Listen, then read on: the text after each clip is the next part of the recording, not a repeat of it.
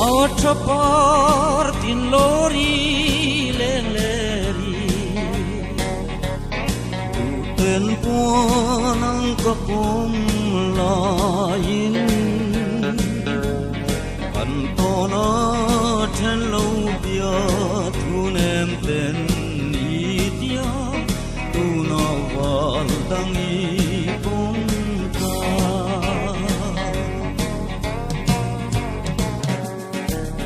Cô em riai thăng văn dồn zawan parte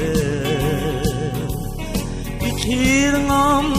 don em ni nun lui Nang mawang rai ra yang nun min cantir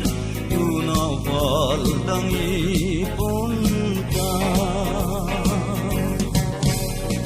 Otra parte in lawri leri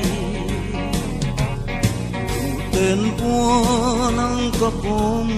lain Kantona ten lau bia tunem ten itiam Tuna wal dangi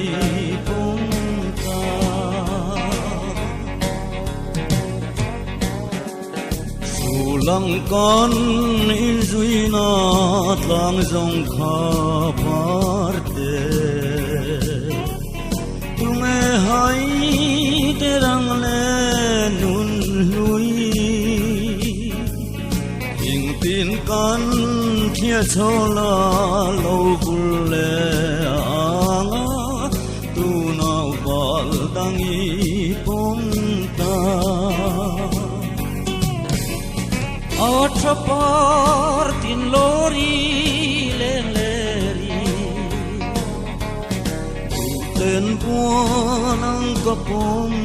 lain Kantona ten lau bia tunem ten itiam Tuna wal dangi